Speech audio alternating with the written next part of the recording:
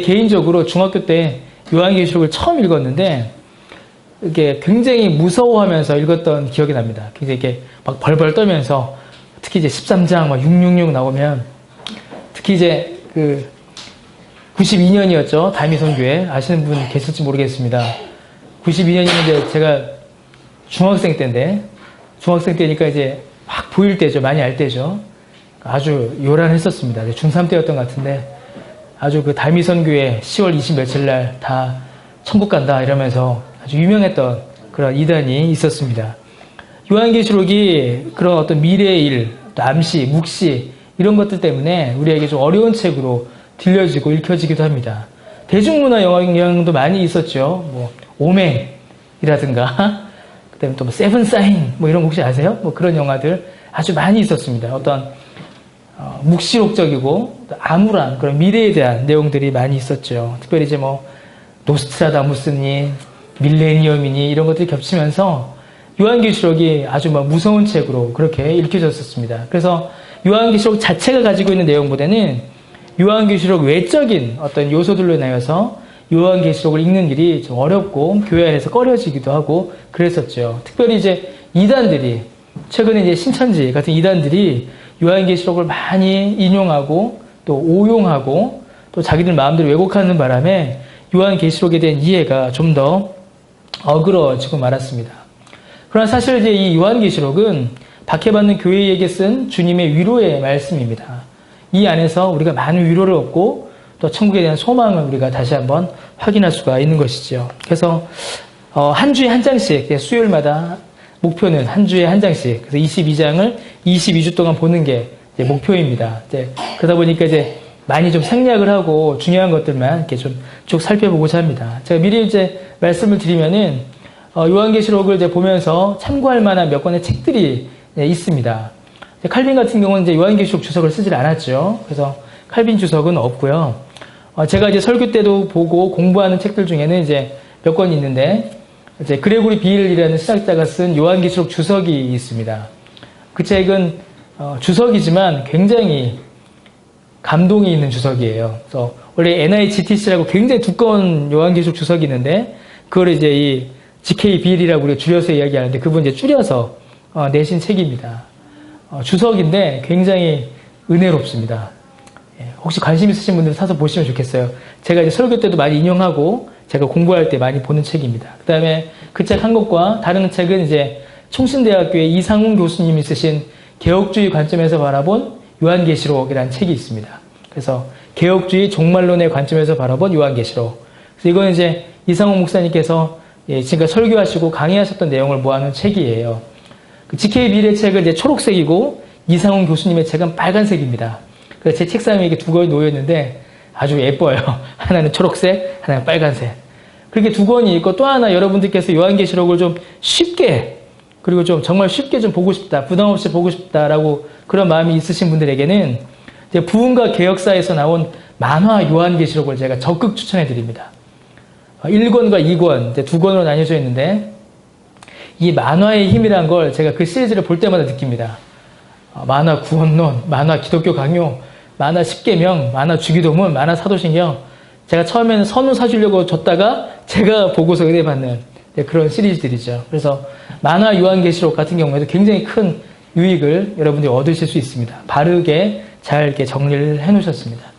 또 그 정도 책들이 여러분 이제 보시면서 도움을 받지 않으실까 싶고 또 제가 설교 때 많이 인용하여서 또 공부해서 말씀을 이렇게 나누도록 하겠습니다. 요한계시록 1장의 말씀을 우리가 쭉 읽었습니다. 이 요한계시록의 말씀은 1장 9절에 있는 말씀과 같이 사도 요한이 이 복음을 전하다가 예수님의 복음을 전하다가 로마에 의해서 반모라는 섬에 유배되었습니다. 그래서 그 섬에 유배되어 있는 중에 주님께서 환상으로 보여주신 말씀의 기록입니다. 1절이 이제 그 사실을 분명하게 우리에게 알려주고 있습니다. 예수 그리스도의 계시라. 이는 하나님이 그에게 주사 반드시 속히 일어난 일들을 그 종들에게 첫 번째 뭐 하셨어요? 보이셨다라고 되어 있죠. 그 종들에게 보이셨다. 그래서 요한은 환상을 받습니다. 그런데 그 환상이 뭐였냐면 그의 천사를 그 종 요한에게 보내어 알게 하셨다라고 되어 있는데 이 알게 하셨다라는 말은 이제 비유하셨다, 상징으로 보여줬다라는 이야기입니다. 그러니까 요한이 환상들을 봤는데 그 환상들이 다 앞으로 일어날 일에 대한 뭐라고요? 상징이다라는 말이 1절에 이렇게 선언으로 나타나고 있죠. 특별히 요한의 기록은, 이 요한계시록은 예수 그리스도의 계시다라고 못을 받고 시작하고 있습니다. 즉 요한 개인의 계시가 아니라는 것입니다. 요한 개인의 기록이라든가 요한 개인의 상상이라든가 요한 개인이 생각해낸 어떤 그려낸 소설이 아니라 예수 그리스도의 계시, 곧 주님께서 주신 계시의 말씀이 바로 이 요한계시록인 것이죠. 그 내용은 반드시 속히 일어날 일들입니다. 앞으로 일어날 일, 그러나 곧 속히 일어날 일들을 천사를 요한에게 주님께서 보내셔서 요한으로 하여금 알게 하신 내용들이고 요한으로 하여금 기록하게 하신 내용들입니다. 그러니까 몇 가지가 이제 정리가 되죠. 요한 개인의 것이 아니라 누구의 것? 예수님께서 맡기신 것. 그 내용은 앞으로 일어날 일들. 방식은 환상과 상징. 이런 식으로 요한계시록이 정리가 될 수가 있습니다. 요한은 이를 곧 하나님의 말씀과 예수 그리스도의 증거, 곧 자기가 보고 들은 것을 다 증언하여 기록하고 있습니다. 그리고 약속하기를 이 말씀을 읽고 들으며 그 가운데 기록한 것을 지키는 자는 복이 있다라고 말하고 있죠. 3절에. 왜냐하면 때가 가깝기 때문이다 라고 이렇게 설명하고 있습니다. 하나님의 말씀을 읽고 들으며 또 그 가운데 기록한 바를 순종하는 자가 복을 받는다라는 것은 요한계시록에만 있는 약속이 아니라 성경 전체를 통하여서 우리에게 주시는 약속입니다. 곧 여기만이 아니라 구약의 시편에서도 이와 비슷한 약속의 말씀들을 찾아볼 수가 있죠. 시편 119편 같은 경우에는 가장 길죠. 굉장히 긴 시편인데 주제가 성경입니다. 시편 119편은. 그래서 119편 전체가 통째로 주의 말씀이 얼마나 복되고 그 말씀에 순종하는 자가 어떤 복을 누리는지가 쭉 나타나 있습니다. 그렇게 구약에서도 시편에서도 또 신약의 다른 곳에서도 주의 말씀을 읽고 들으며 순종하는 것은 복을 받는다라고 우리에게 약속되어 있습니다. 그럼에도 불구하고 요한계시록에서는 이를 더욱더 강조하고 있습니다. 왜냐하면 때가 가까이 왔기 때문이다 라고 말씀하시죠. 여기서 말하는 때는 분명히 예수님께서 다시 오실 그때, 종말의 때를 가리키고 있습니다. 그러나 여기서는 단순히 그때, 한 정해져 있는 예수님의 그때만을 이제 확정하여서 말하고 있는 것은 아닙니다. 긴 기간, 긴 시간을 함께 이야기하고 있습니다. 우리가 살아가고 있는 모든 시간을 가리킨다라고 볼 수 있습니다. 그러니까 때가 가까이 왔다라는 말은 예수님이 오실 때 그때가 가까이 왔다라는 말뿐만이 아니라 지금부터 그때까지 그 안에 있는 모든 기간을 함께 일컫는 표현이다라는 말씀이죠. 그래서 예수님 오실 때에 대해서 요한계시록을 봐라가 아니라 예수님이 오실 때까지 이 땅 가운데 있는 모든 교회와 성도들은 이 말씀을 읽어야 된다라는 것입니다. 바꿔 말하면 예수님의 오심, 예수님의 재림을 기대하고 믿는 신자들은 어떻게 된다고요? 이 요한계시록의 말씀을 읽고 듣고 그 말씀을 순종하여 사는 것이 복된 신자의 삶이다라고 주님께서 말씀해주고 계신 것입니다. 예수님께서 부활하시고 승천하시며 우리에게 성령을 보내주셨고 또한 요한계시록의 말씀을 통하여 주님이 다시 오실 날에 대한 교훈을 주셨습니다. 주님이 다시 오실 그날까지 우리는 이 땅 위에서 살아가야 합니다. 이 땅 위에서 사는 날들이 어떠한 날들일까요? 우리가 이미 너무나 잘 알고 있고 또 우리가 겪고 있는 바 그대로의 지금 우리의 날들입니다. 여러분, 요한계시록이 쓰여지던 때가 언제인가 이게 시기를 이렇게 논할 때에 언제라고 할까요? 대부분의 신학자들은 이제 네로 황제 때라고 합니다. 네로가 기독교인들을 박해하던 그때에 요한계시록이 이렇게 쓰여졌다라고 대부분의 신학자들은 정리합니다. 근데 어떤 신학자는 이제 네로 황제가 아니고 네로 황제 이후에 도미시안이라는 황제가 있었는데 그 도미시안 황제의 박해 이후에 쓰여진 책이다라고 하는 이제 신학자도 있습니다. 어느 황제 때 쓰여져 있고 정확히 몇 년 어간에 쓰여져 있는지는 이제 신학자들이 연구해서 정리해둘 내용입니다. 우리에게는 그 시기, 그 몇 년, 혹은 그 몇십 년의 차이가 사실은 이제 그렇게 중요하진 않습니다. 왜냐하면, 네로 황제이건, 도미시안이건, 그 처한 상황이 중요하기 때문입니다. 다 그 어간에 쓰여졌을 거예요. 교회는 그 당시에 심각한 박해 아래에 있었습니다. 많은 신자들이 예수 그리스도의 이름을 부르고 그 이름을 전하고 믿었다라는 사실만으로 끔찍한 박해와 공격을 받아야 했습니다. 이러한 박해와 핍박은 성도들이 그 믿음을 포기할 만한 강력한 유혹이 되었습니다. 그래서 그 박해를 피하여서, 핍박을 피하여서 믿음을 버리는 자들이 있었고, 또 박해 가운데 순교하는 성도들도 많이 있었죠. 이제 이후에 우리가 말씀을 쭉 살펴보겠지만, 요한계시록 13장에 나오는 그 666의 경우도 그것이 이제 네로 황제를 가리킨다라고도 많이 설명을 합니다. 그런데 이제 요한계시록 13장에 나오는 그 666의 경우 가장 중요한 특징이 뭐냐면, 그것이 없을 경우에는 경제활동을 할 수 없다라는 사실이 아주 중요한 의미를 가집니다. 즉, 이마에 하나님의 백성으로서의 정체성을 유지하고 있는 그 상태로서는 세상에서 돈을 벌거나 매매를 하는 등의 경제활동, 사회활동을 할 수 없다. 이게 바로 666의 가장 큰 특징인 것이죠. 바꾸어 말하면 뭐겠습니까? 세상에서의 안락하고 풍요한 삶을 위해서는 하나님의 자녀로서의 표시, 정체성을 버려야 한다라는 유혹이 되기도 하는 것입니다. 그 당시에 상황을 비춰보면 그렇게 되는 것이죠. 너 하나님 자녀 버려. 그러면은 여기서 매매하고 사회생활 할 수 있어. 너 만약에 하나님의 자녀 그대로 유지하고 예수 믿는 믿음 그대로 유지하면 너는 아무 사회활동 할 수 없고 돈 벌 수 없어. 이런 식으로 그 당시에 그리스도인들을 박해하고 핍박했다라는 것입니다. 그게 어마어마한 유혹이 됐었겠죠. 이러한 핍박과 유혹 속에서 많은 교회와 성도들이 그 믿음을 저버리고 배교했을 것입니다. 그러나 이러한 모습은 그저 2000년 전 초대교회의 모습만은 아닙니다. 우리나라 역시 그러한 핍박과 박해의 역사가 있었습니다. 그리고 지금도 우리는 그 안에 있습니다. 단지 모습과 방식이 바뀌었을 뿐이죠. 우리나라에 처음 기독교가 들어왔을 때도 박해가 있었고 핍박이 있었으며 일본이 또 북한이 우리나라 기독교를 핍박하여 예수 믿는 자들을 많이 죽였습니다. 여러분, 오늘날에도 신자가 믿음을 지키며 살아가는 일이 과연 그때보다 2000년 전보다 혹은 100여 년 전보다 쉬웠을까? 그것을 우리가 한번 생각해 볼 필요가 있습니다. 물론 그때에 비해서 2000년 전의 그 초대교회나 우리나라의 그 초대교회 역사에 비해서 우리가 너무나도 쉽고 편안해진 것은 사실입니다. 우리의 신앙생활이 그때 비교할 수 없을 정도로 편해졌고 너무나도 좋아졌죠. 그러나 그 편해진 것에 비해선 우리의 경건이나 신앙의 수준이 너무나 형편없다라는 것입니다.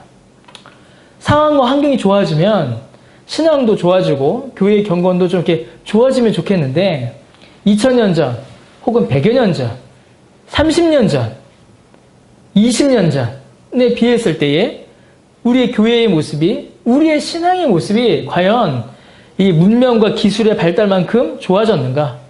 형편이 나아진 것만큼 더 좋아졌는가? 그렇다라고 말하기가 굉장히 힘들다라는 것이죠. 추운 한겨울 밤에 사경회에 참석하려고 십리길을 걸어서 왔다라는 그런 이야기들이 있습니다. 제가 이제 인터넷에서 많이 다니는 사진 중에 우리나라 그 일본인이 1960년대 찍었는지 50년대 찍었는지 모르겠습니다. 우리나라의 옛날 사진, 흑백 사진이 이렇게 하나 있는데 제가 아주 참 좋아하는 사진인데 뭐냐면 애기 엄마가 애를 업고 교회 바닥에 엎드려서 기도를 하는 겁니다.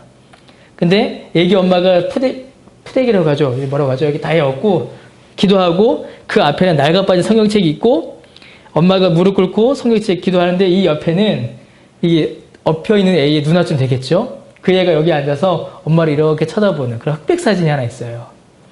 그 사진을 보고 제가 참 많이 이렇게 감동을 받았었는데 그때보다는 우리가 많이 좋아졌죠. 추운 겨울 한밤에 사경회를 가려고 십리길을 걸어서 가는 그런 이야기들이 있습니다. 그런데 좀 미안한 얘기를 좀 하죠. 우리는 지난 주일날 많이 추웠잖아요. 근데 뭐 여러 가지 사정들이 있었겠지만 조금만 추워져도 이 결석과 지각이 충만해지는 그런 형편에 우리가 살고 있습니다. 뭐 다른 일들도 있었겠죠. 목사로서의 저도 마찬가지입니다. 우리 개척 설립 예배 할 때도 그랬고 농담으로도 이런 얘기 저녁에 했는데 천막 치고 사과박스 올려놓고 개척하셨다는 목사님들의 이야기를 많이 듣습니다. 그러나 저는 이렇게 좋은 환경에서 이렇게 훌륭한 시설들로 개척을 시작했지만 저 개인의 경건이나 설교의 수준이나 신학적인 이해의 깊이나 복음 전파는 그 선배 목사님들의 수준과 비교했을 때는 형편없습니다. 왜 이런 일이 벌어질까요? 왜? 그때보다 너무나도 좋은 환경에서 우리가 신앙생활을 하고 있는데 너무나도 그때에 비해서는 형편없는 왜 우리의 영적 수준이 이렇게 드러날까요?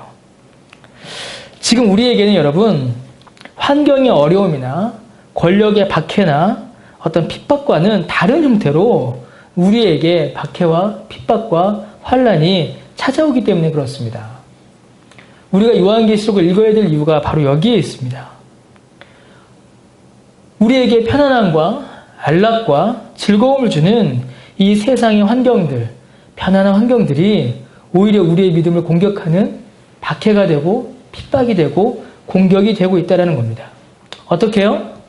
죄의 유혹이 우리 자신의 영적 게으름과 결합하여서 훨씬 더 강력하게 우리의 믿음을 공격하고 흐트러뜨리고 있습니다.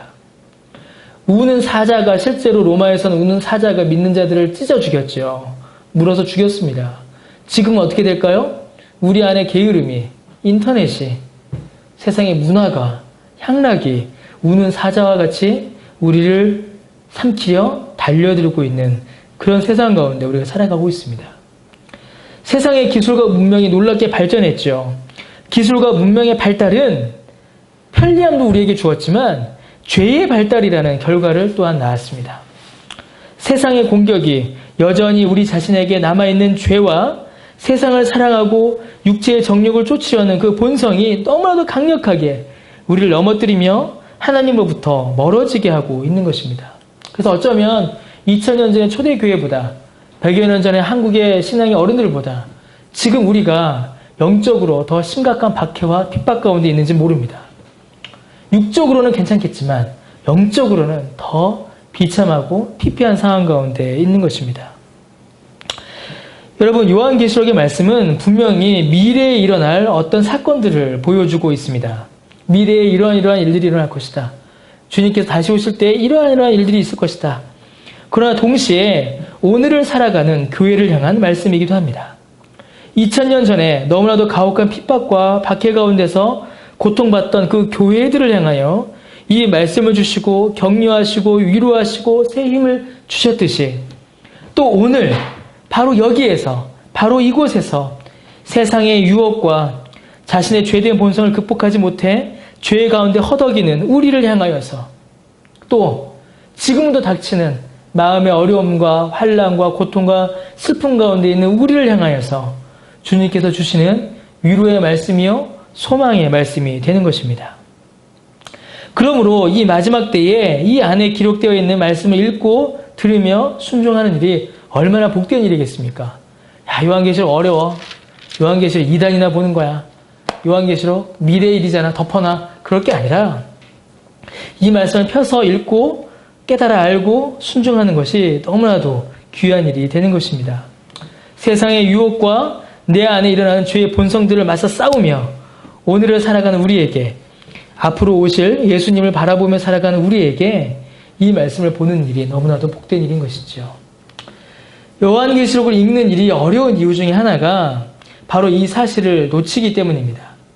단순히 미래에 일어날 어떤 사건, 그것도 아주 무섭고 두려운 사건에만 초점을 이렇게 맞추다 보니까 휴거, 뭐 이런 거, 666, 베리칩 뭐 이런 거, 그런 이제 없는 거죠.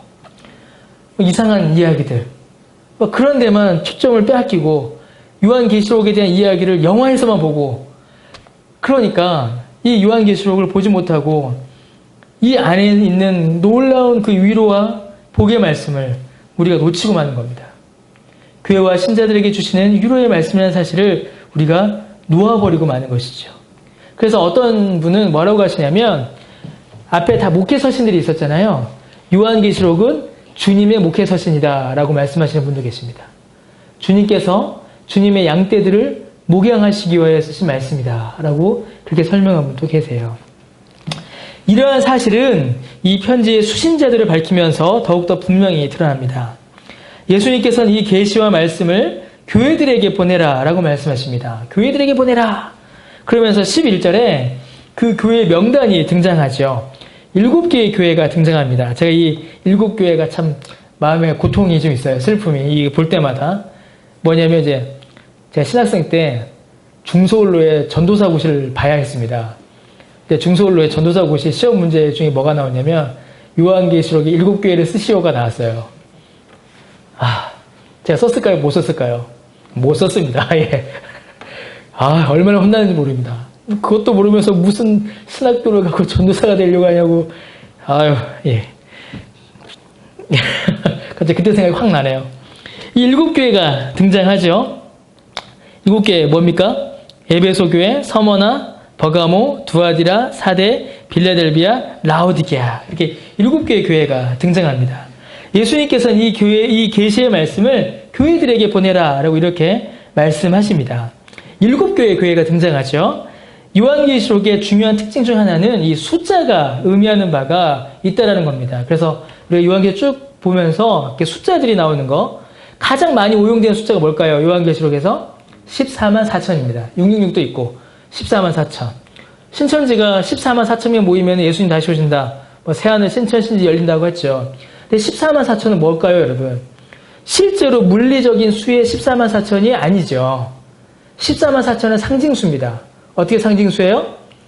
12 곱하기 12 곱하기 1000이에요. 12는 뭘까요? 구약의 12지파. 두 번째 12는 뭘까요? 예수님의 12제자. 곱하기 1000은 뭡니까? 10의 3승이니까 완전수. 이렇게 되는 거예요. 뭐라고요? 그래서 오고 오는 세대 가운데 있는 모든 하나님의 백성들을 가리키는 수가 14만 4천이에요. 이런 식으로 숫자에 대한 오용들도 상당히 많이 있습니다. 여기서도 7교회라고 하죠. 여기서 이 7교회는 실제로 그 당시에 존재했던 7교회의 지역교회를 가리킵니다. 7개의 지역교회. 우리처럼 열매 맺는 교회, 화평교회, 여기 남산교회, 여기 3층에 그리스도의 교회, 옆에 남산중앙교회, 남설 중앙교회 이런 식으로 7교회의 지역교회를 가리키는 거예요. 그러나 동시에 7이라는 숫자를 사용하여서 오고 오는 모든 교회들을 가리키는 의미이기도 합니다. 그러니까 개별적인 7개의 교회인 동시에 모든 교회들의 대표이자 상징으로서 이 7교회를 말하는 것이에요. 그래서 이제 다음 주에 보겠지만 이 7교회의 특징들이 2장에 쭉 나타나죠. 근데 이 특징들은 이 7교회만의 특징이 아니라 모든 교회들에게 나타나는 7가지의 특징입니다. 그래서 우리 교회도 이런 모습들이 나타날 수가 있어요. 실제로 존재했던 7개의 지옥교회, 동시에 이 모든 교회의 대표이자 상징으로서 이 7교회가 있는 겁니다. 그러므로 주님께서 요한에게 명하여 보내는 이 편지는 모든 교회를 향한 주님의 편지가 되는 것이죠. 우리 교회를 향한, 열매 맺는 교회를 향한 주님의 편지인 것입니다. 자, 요한의 눈에 먼저 들어온 첫 번째 환상이 있습니다. 요한이 이제 12절부터 첫 번째 환상을 이제 보게 되죠. 요한의 눈에 가장 먼저 들어온 것이 뭘까요, 여러분? 예, 7 금 촛대입니다. 7개의 금 촛대를 봐요. 이 7 금 촛대는 20절의 말씀을 보니까 뭐라고요? 이 7 촛대는 뭐다? 7 교회다라고 설명이 되어 있습니다. 7 촛대는 7개의 교회예요. 이 7개의 교회는 뭘까요? 이 편지를 받는 7개의 그 교회들을 가리키는 것이죠. 그럼 7개의 그 교회들은 뭐라고 했어요, 아까? 개별적인 지역교회 등 동시에 모든 교회의 대표다라고 말씀드렸죠. 그러니까 여기서 나오는 이 7 촛대는 7 교회인데 주님의 교회를 가리키는 것입니다. 주님의 교회들을 상징하는 것이에요. 그런데 여러분, 그 교회들 사이에서, 그 촛대들 사이에서 요한이 누굴 보나요? 예수님을 봅니다. 13절에서 16절까지 보면은 예수님의 모습을 설명해요. 이게 이제 다니엘서에 나타나는 것과 동일하게 이제 비슷한 표현이 등장하는데, 인자 같은 이가 다니신다라고 말을 하죠. 이분은 이제 예수님을 가리키는 것입니다. 그래서 13절에서 16절에 예수님의 모습을 쭉 설명을 하죠. 이 모습들은 예수님의 영광과 승리, 위엄과 능력을 드러내며 예수님께서 그 촛대들 사이를 이렇게 지나가시는 장면을 요한이 보고 있는 것입니다. 예수님의 모습이 아주 등장하죠. 뭐 됐어요? 13절에 보니까 끌리는 옷을 입고 가슴에 금띠, 예수님의 영광을 상징하는 것이죠. 그의 머리와 털에 어때요? 색깔이? 흰색이다라고 하죠. 근데 흰색은 두 가지를 의미합니다. 순결함, 죄 없음도 의미하지만 승리를 의미하는 색이기도 합니다. 예수님의 승리를 드러내요. 그의 발은 뭐라고 되어 있어요? 풀무풀에 단련한 빛난 뭐 같다? 주석. 단단한 쇠. 그러니까 그 발에 힘이 있고 권세가 있다는 것이죠. 뱀의 머리를 어떻게 해요? 창세기 3장 15절 보니까 뱀의 후손이 여자의 후손의 발 뒤꿈치를 어떻게 합니까? 상하게 하지만 여자의 후손은 어떻게 해요? 뱀의 머리를 짓이겨 버리죠. 무엇으로 짓이겨 버리겠어요? 발 뒤꿈치로 짓이겨 버립니다. 그러니까 예수님의 발은 그 힘 있는 사단의 권세를 물리치는 능력을 상징해요. 그의 음성은 많은 물소리 같다. 그 말씀이 온 땅을 덮는 위엄과 권위, 영광을 상징하죠. 그의 오른손에 7 별이 있고 그의 입에서 좌우에 날선 검이 나오고 그 얼굴은 해가 힘있게 비치는 것 같다라고 이야기합니다. 오른손에 7 별, 7별이 무엇인지는 이제 나중에 또 살펴보도록 하겠습니다. 그의 입에서 좌우에 날선 검, 예수님의 말씀이 날선 검과 같이 선포되고 있는 것입니다. 그 얼굴은 해가 힘있게 비치는 것 같다. 생명의 모든 근원이 예수님에게 있는 것이죠. 빛으로 오신 예수님이 드러나고 있는 것이에요. 예수님의 영광과 승리, 위엄과 능력이 막 드러납니다. 사실 제가 이건 이제 설명 안 하고 넘어가려고 했는데, 왜냐하면 중요한 거는 이게 아니기 때문이에요.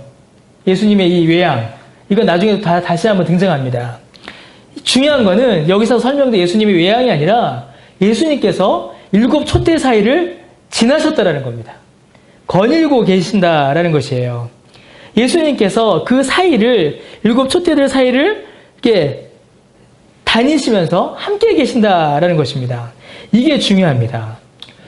여러분, 예수님이 지금 어디에 계신가요? 예수님 지금 어디 계실까요? 예, 하늘에 계시죠. 천국에 계십니다. 예수님은 부활하시고 승천하셔서 분명히 하늘에 계십니다. 근데 여러분, 교회의 위치는 어딘가요? 우리 교회 위치는? 우리 지난주 재직 설명을 했죠? 그렇죠. 개포동입니다. 예, 우리 교회의 위치는 어디예요? 개포동입니다. 에베소 교회의 위치는 어디예요? 에베소였죠. 이 말이 뭐예요? 교회는 어디에 있습니까? 땅에 있어요. 이 땅에. 예수님은 어디 계시고요? 하늘에 계시고 교회는 땅에 있습니다.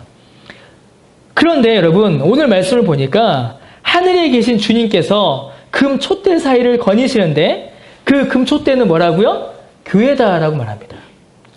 하늘에 계신 예수님께서 땅에 있는 교회 사이를 거니시는 그 모습을 요한이 보고 있는 것입니다. 분명히 교회는 땅에 있지만 교회 사이를 거니시는 주님의 모습은 천상의 모습, 하늘의 모습입니다. 이 땅에 있는 교회와 하늘에 계신 주님이 교회 사이를 거니시는 그 하늘의 모습이 겹쳐져 있는 것이죠. 땅에 있는 교회와 하늘에 있는 주님이 지금 요한의 환상 속에서 겹쳐져 있는 겁니다. 여러분, 주님께서 이 땅에 내려오신 것은 아니에요. 그렇죠? 그럼 무엇이 올라간 걸까요? 교회가 하늘로 올라간 겁니다. 교회가 하늘로 들러 올려진 것이에요. 즉, 교회가 이 땅 위에서 존재하고 있지만 영적으로는 어디로? 하늘에 들어 올려져서 예수님께서 그 사이를 거니시는 그런 실체가 교회의 실체라는 것입니다. 이것이 교회의 영광이요 능력입니다. 하나님께서 에덴 동산에 첫 번째 교회를 세우셨죠.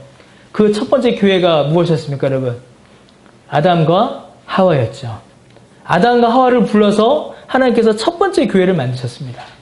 그리고 하나님께서 어떻게 하셨어요? 아담과 하와와 함께 에덴 동산을 거니셨죠. 우리 주님께서 그렇게 우리와 함께 계시는 겁니다. 우리의 실체, 우리의 지금의 모습은 이 땅 가운데 있어요. 교회는. 그러나 영적으로는, 그러나 실제로는 교회가 이 땅 위에 존재하고 있지만 천상에서 주님께서 교회와 함께 거니시는 것이 교회의 실제요, 교회의 영광이요, 교회의 능력이라는 것입니다. 여러분, 이 땅 위에 존재하는 교회를 한번 봅시다. 이 땅 위에 존재하는 교회. 이제 다음 주 살펴볼 7교회들, 칭찬받는 교회도 있지만 혼나는 교회도 있죠. 이 땅 위에 존재하는 교회들을 보면은 얼마나 연약하고 부족하고 모자란지 모릅니다. 요한이 이 편지를 쓸 때에는 많은 교회가 엄청난 핍박과 박해로 고난을 당하고 심지어는 그들 중에 믿음을 저버리는 자들도 있었습니다. 오늘날 우리의 모습은 어떨까요? 오늘날 우리의 모습. 오늘날 우리 교회의 모습은 어떨까요? 땅에 있죠. 땅에 있습니다. 죄로 인해서 넘어지고 혹은 스스로 죄를 쫓아가며 넘어지기도 하고 심지어는 누가 나 좀 넘어뜨려 달라라고 유혹을 바라기도 합니다. 우리를 걸러 넘어뜨리려는 세상의 공격, 스스로 죄를 따라가는 우리의 연약함이 늘 우리에게 있습니다. 그래서 세상이 보기에는 심지어 우리가 우리 자신을 볼 때에도 이 교회가 과연 무슨 능력이 있고 무슨 영광과 무슨 힘이 있으며 이 땅에서 과연 이 교회가 무엇을 할 수 있을까라는 그런 어떤 염려와 불안, 미심쩍음, 한심함 그런 것들이 나타납니다.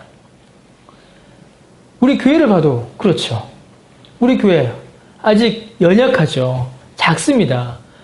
다른 사람들이 볼 때에, 다른 교회에서 볼 때에 저 교회, 이제 조그만 교회가, 이제 모이기 시작한 교회가 과연 무엇을 제대로 할 수 있을까라는 그런 염려와 걱정들 우리 교회를 향해서 합니다. 우리 스스로도 마찬가지입니다.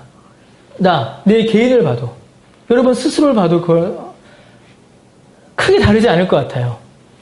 여전히 죄 가운데 넘어지고 실패하고 낙심하고 절망하는 우리의 모습들, 우리가 우리 자신을 향한 염려와 불안들을 우리가 가지고 볼 수밖에 없습니다. 왜냐하면 우리가 이 땅에 있기 때문이죠. 그러나 교회의 영광은, 신자의 영광은 이 땅 위에서 누리는 힘에 있지 않습니다. 교회 사이를 거니시는 예수 그리스도에게 교회의 힘과 영광이 있는 것입니다. 비록 이 땅에서 보이는 실체는 정말 나약하고 부족하고 넘어질 것 같고 금방이라도 쓰러질 것 같은 그런 모습이지만 영적 실체는 금으로 만들어진 촛대, 얼마나 멋져요. 금으로 만들었으니 영광스럽고 빛을 발하니 더 영광스러운 것입니다. 그런데 그게 혼자 서 있는 것이 아니라 예수님께서 그 사이에 거니시는, 예수님께서 함께 하시는 그 영적 실체를 가지고 있는 것입니다. 그러므로 교회의 영광은 그 교회 사이를 거니시는 예수 그리스도에게 힘과 영광이 있는 것입니다. 우리의 힘과 영광은 어디에 있겠어요? 이 땅에서 있는 것이 아니라 우리와 함께 거니시는 예수 그리스도에게 있는 것입니다. 그러므로 교회는 주님과 함께하는 일이 영광과 능력의 본질입니다. 교회 사이에 주님이 거니지 않으신다면, 교회가 예수님과 함께하지 않는다면 교회는 그 어떤 능력도 영광도 발휘할 수 없습니다. 아무리 겉보기가 화려하고 거대하고 힘을 가지고 있고 아름답다 해도 거기에 주님이 계시지 않는다면 그것은 영광스러운 교회가 될 수가 없습니다. 그러나 반면에 아무리 작고 가난하고 힘이 없고 부족하고 모자라고 실수하고 넘어지고 낙심하고 좌절하고 오늘도 또 내일도 역시 모레도 당연히 그렇게 죄를 지어 넘어진다 할지라도 주를 붙잡고 주께서 베푸신 용서의 은혜를 기대하며 주님과 함께 가는 그 신자가, 그 교회가 영광스러운 주님의 교회요, 영광스러운 주의 신부인 주의 백성인 것입니다. 여러분, 교회의 소망이 어디에 있겠습니까? 이 땅에 있지 않습니다. 이 땅에 있다면 도대체 이 땅 위에서 얼마나 가지고 얼마나 커져야 그 소망을 채울 수가 있겠습니까? 교회의 소망은 하늘에 있습니다. 하늘에서 주님께서 교회의 사이를 거니시며 아까도 말씀드렸던 것처럼 마치 에덴 동산에서 하나님께서 아담과 하와와 함께 이 동산을 거니셨던 것처럼 주님께서 교회의 사이를 거니시며 그의 백성들과 함께 새 하늘과 새 땅에서 거니시는 바로 그 주님과의 영원한 사귐과 동행이 교회의 궁극적인 소망이요 위로인 것입니다.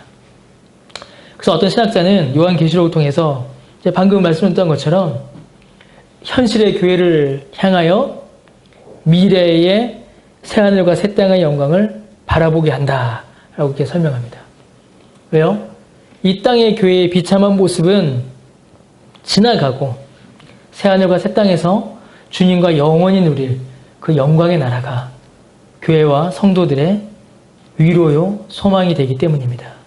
실제로 그리고 지금도 주님께서 우리와 함께 하시기 때문이죠. 그것이 신자의 위로입니다. 천상에서 그의 교회와 함께 하시는 주님께서 이 땅 위에서 그의 교회와 어떻게 함께 하실까요? 자, 환상, 요한이 본 환상에서는 예수님께서 그 교회사에게 거니셨어요. 그러면 지금 이 땅에서는 그게 어떻게 드러나냐라는 것이에요. 아주 단순합니다. 성령으로 함께 하십니다.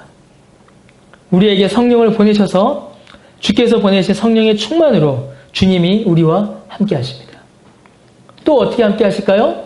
말씀으로 함께 하십니다. 성령님께서 말씀으로 교회와 함께 하시는 것, 이것이 바로 주님이 교회와 함께 하시는 것의 실체입니다. 1절에서 3절 주님의 말씀이 교회에 주어졌고 19절에 보니까 기록한 말씀이 교회에 주어지죠. 성령으로 말씀으로 주님이 교회와 함께 하시는 것입니다. 주님의 말씀과 주께서 보내신 성령으로 주님께서는 교회와 이 땅 위에서 함께 하시는 것입니다. 이 은혜로 오늘을 사는 것이며 앞으로 닥쳐올 수많은 고난과 말세의 때를 살아낼 수가 있는 것입니다. 지금 고통 가운데 있는 낙심과 염려 가운데 빠진 교회와 성도들을 주님께서는 말씀과 성령으로 위로하시며 천상의 소망으로 힘을 주십니다. 주님 오실 그때까지 살아갈 힘과 위로를 우리에게 주시는 것입니다. 그래서 요한계시록은 단순히 미래의 예언서만이 아니라 주님께서 마지막 때를 살아가고 있는 교회에게 주시는 위로와 은혜의 말씀인 것입니다. 여러분, 우리의 현실이 고통스럽고 힘들 수 있습니다. 고통 없는 사람, 힘든 일 없는 사람 한 사람도 없죠. 많은 염려와 걱정, 불안이 있을 것이고 내 뜻대로 되지 않는 일이 내 뜻대로 되는 일보다 훨씬 많을 것입니다. 내 기대에 못 미치는 현실의 모습이 훨씬 많죠. 신앙이 이렇게 좀 잘 자랐으면 좋겠는데 신앙이 자라지 못하고 금방 시험에 빠지기도 합니다. 교회가 좀 튼튼하게 빨리 막 세워져서 막 일할 사람 그러면 막 서로 손 들어서 다음에 일하시오 이런 교회는 역사상 한 교회도 없었을 거예요 아마. 그런 일 안 일어납니다. 그냥 예배 시간에 다들 그냥 30분 전 막 다 와갖고 다 이렇게 기도하고 있고 제가 떠나기 전에 그런 모습을 한번 볼 수는 있을까요? 직장이 우리 뜻대로 되지 않습니다. 직장 생활이 뭐 되겠습니까? 뭐 가정 생활이 우리의 뜻대로 계획대로 되겠어요? 경제적인 풍요가 우리의 생각대로 채워지겠습니까? 또 넘어지고 또 실패하고 또 기대에 미치지 못하고 또 슬픔과 괴로움이 우리를 덮쳐옵니다. 그런데 우리가 잊지 말아야 할 것은 우리의 영광과 우리의 소망과 우리의 위로가 이 땅 위에 있지 않다는 것입니다. 그 모습은 당연한 모습이에요. 주님께서 오늘 환상을 통하여서 우리에게 보여주시는 것은 우리 사이에 거하시는 예수 그리스도, 그분이 우리의 소망이다라는 것입니다. 그래서 이 땅 가운데서 우리가 비록 그런 고통과 힘든 일과 어려움들을 겪고 있지만 우리의 시선은 어떻게 되겠어요? 이 땅의 교회를 통하여 천상의 교회를 바라보는 겁니다. 주님과 거닐며 새하늘과 새 땅에서 영원한 영광과 생명 가운데 있을 그 날을 바라보며 그리고 그 영광을 지금 이곳에서 말씀과 성령으로 누리며 그 위로를 경험하며 사는 것이 주께서 우리에게 주시는 은혜요 위로인 것입니다. 그게 우리의 삶의 원동력이 되면은 얼마나 좋겠습니까? 다른 것으로 우리의 삶의 원동력이 아니라 그것으로 우리의 삶의 원동력을 삼아 살아야겠습니다. 말씀과 성령으로. 이제 우리가 계시록 말씀을 이제 시작했습니다. 어떤 건 좀 자세히 볼 거고 어떤 건 좀 넘어가고 막 그렇게 해서 쭉 볼 텐데 이 계시록 말씀을 통하여서 우리가 그 사실을 좀 더 찾아보며 또 그 은혜를 누리며 또 주의 말씀 가운데 요한이 말한 것처럼 듣고 읽고 그 말씀에 순종하는 복을 우리가 누리는 또 우리 모두 되기를 바랍니다. 예, 기도하겠습니다.